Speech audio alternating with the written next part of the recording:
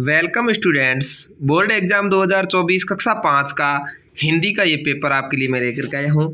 कक्षा 5वीं के जो भी स्टूडेंट्स देख रहे हैं वो हिंदी विषय के अंदर 80 में से 80 नंबर प्राप्त करने के लिए इस वीडियो को पूरा देख लें। यहाँ पर पेपर के अंदर आपको किस तरह से सवाल का उत्तर लिखना है और कैसे आप अच्छे नंबर प्राप्त कर सकते हैं उसके बारे में पूरी बात बताऊँगा और साथ ही पूरा पेपर वो सॉल्यूशन करवाने वाला हूँ। तो चलिए वीडियो को स्टार्ट करते हैं। अभी तक यदि आपने चैनल को सब्सक्राइब नहीं किया तो ज़रूर कर लें और आप चाहते हैं कि मुझे ये पेपर की PDF मिले तो इसके लिए डिस्क्रिप्शन के अंदर टेलीग्राम ग्रुप का लिंक है, उसको जाकर के ज्वाइन करें। वहाँ पर आपको इसकी PDF है वो मिल जाएगी।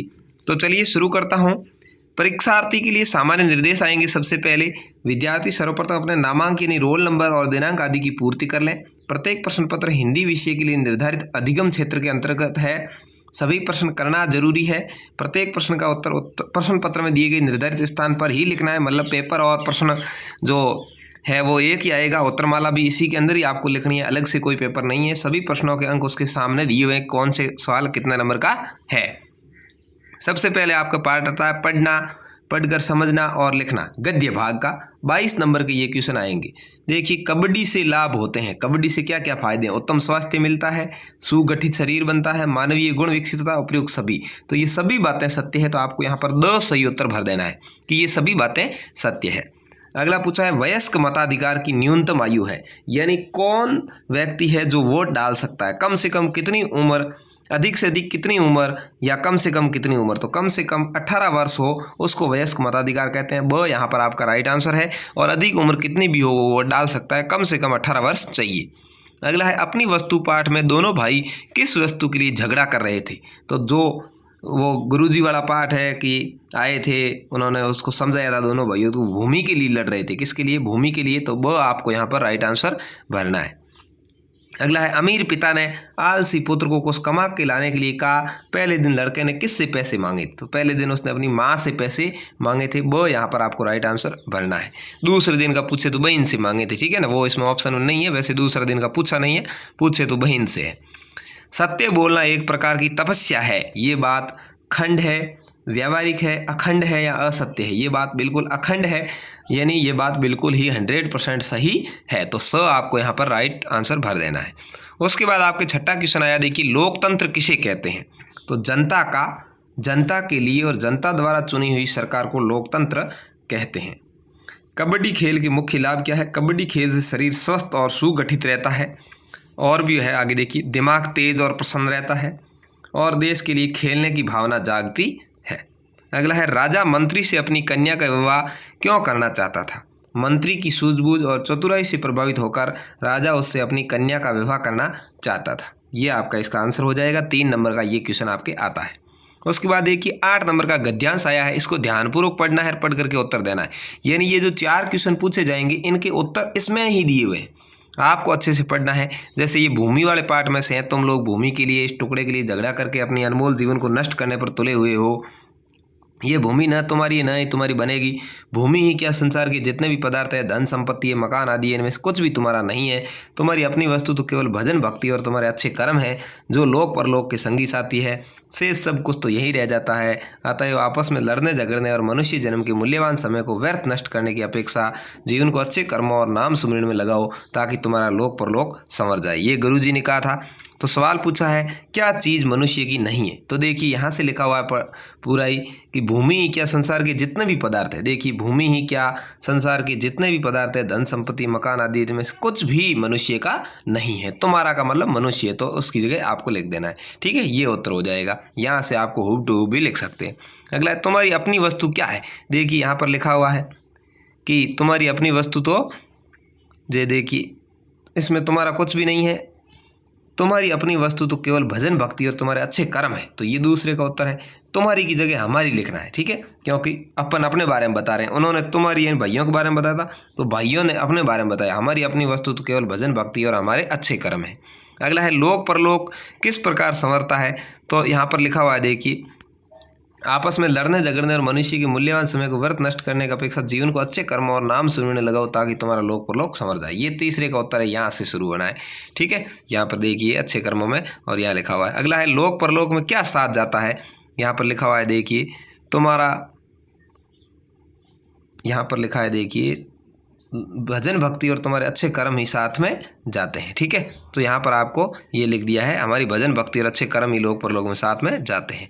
तो ये 4 सवाल हो गए जिसके 8 नंबर आपको मिल जाएंगे। उसके बाद एक ही पढ़ना, पढ़कर समझना और लिखना है। तो यह 13 नंबर का ये आपके आएगा पद्य भाग यानी कविताओं वाले पार्ट में से। लोकतंत्र की झांकी लेकर आती है 26 जनवरी, वो आपका राइट आंसर हो जाएगा। निम्नलिखित रिक्त स्थानों की पूर्ति करनी है। किसका देश हमारा हमको इससे प्यार है, त्योहारों का, गाथाओं का। तो कविता में लिखा होता है त्योहारों का, तो आपको यहाँ से देख करके त्योहार यहाँ लिख देना है। श्रम को जीवन मंत्र बनाए, ऊंच नीच का क्या है, ज्ञान बढ़ाएं या भेद मिटाएं। तो भेद मिटाएं हो जाएगा, तो भेद मिटाएं आपको यहाँ पर लिख देना है। किताबें कुछ कहना चाहती है, कुछ ढूंढना चाहती है, तो कुछ कहना चाहती है यहाँ पर लिख देना है। ठीक है, 3 नंबर आपको ये मिल जाएंगे।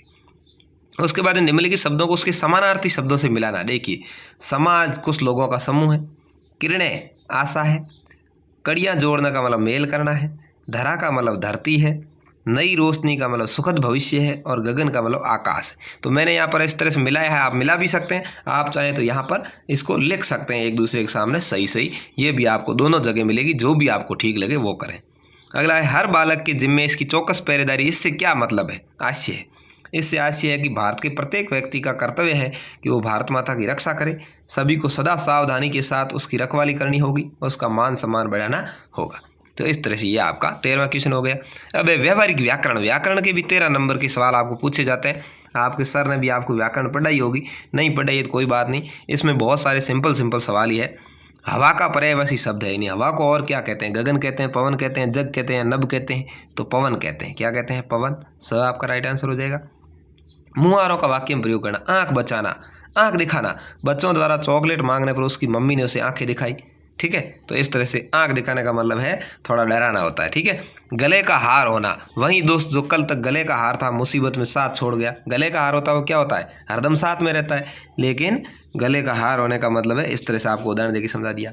नाच नचाना, शरारती बच्चे अध्यापक के कक्षा में न होने पर बच्चों को कई प्रकार के नाच नचाते हैं। तो इस तरह से आपको ये तीनों मुहावरे लिखने हैं। उसके बाद निम्नलिखित विशेषण शब्दों का प्रयोग करना है। मेहनती पर एक शब्द बनाना है। तो भावना मेहनती लड़की है, या आप लिख सकते हैं श्याम मेहनती लड़का है, या किसान बहुत मेहनत करते हैं। ठीक है, ऐसे आप लिख सकते हैं। दूसरा, श्रेष्ठतम, हमारा देश भारत विश्व में श्रेष्ठतम देश है, मतलब सबसे अच्छा। श्रेष्ठतम का मतलब होता है सबसे अच्छा। आप ऐसे भी लिख सकते हैं, क्लास में कविता श्रेष्ठतम विद्यार्थी है।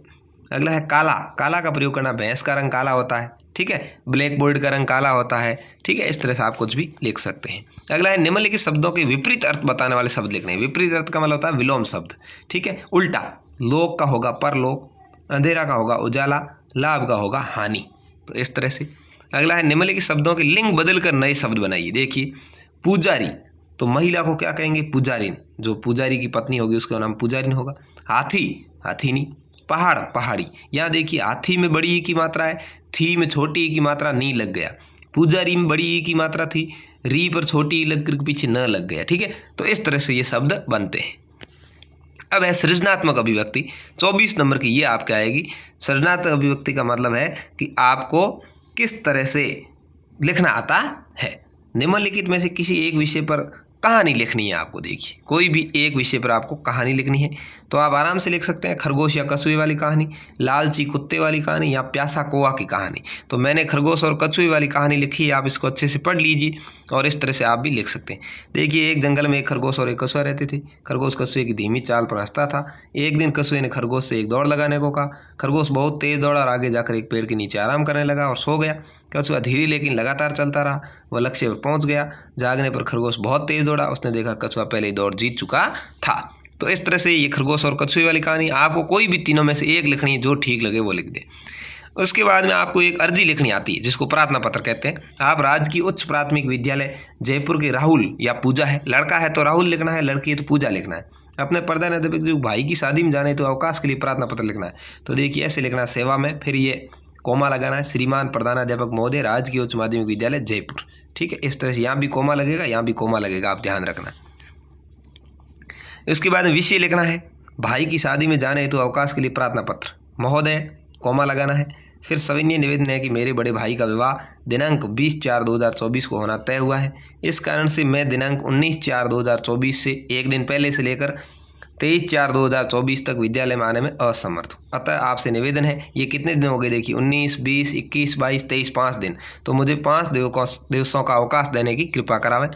आपका आज्ञाकारी शिष्य राहुल। लड़की है तो आपका आज्ञाकारी, आपकी आज्ञाकारी शिष्या पूजा, कक्षा 5, और इधर लिखनी है दिनांक, यानी अपन जिस दिन की छुट्टी लेना चाहते हैं उससे एक दिन पहले की दिनांक यहाँ पर डालते हैं। ठीक है, तो दिनांक आप अपने मन से लिख सकते हैं, कोई बाध्यता नहीं है। तो ये आपके हो जाएगी एप्लीकेशन प्रार्थना पत्र। उसके बाद वर्ग पहेली में वर्णित अक्षरों की सहायता से पूछे गए प्रश्नों को उत्तर देने 6 नंबर का। देखिए ये वर्ग पहेली है और नीचे सवाल पूछे, कार्य के लिए किए गए प्रयास कोशिश कहलाती है। ठीक है, हमारे रहने का साधन ये मकान कहलाता है। ठीक है, कठोर का विपरीतार्थक शब्द कोमल होता है। देखिए कठोर का यहाँ पर लिखा होगा कोमल, ये देखिए इधर से कोमल। देश का पर्यायवाची ये वतन होता है। ठीक है, बड़ों के प्रति श्रद्धा वाला शब्द तो नमन होता है, नमन यहाँ पर लिखा हुआ बड़ा नमन।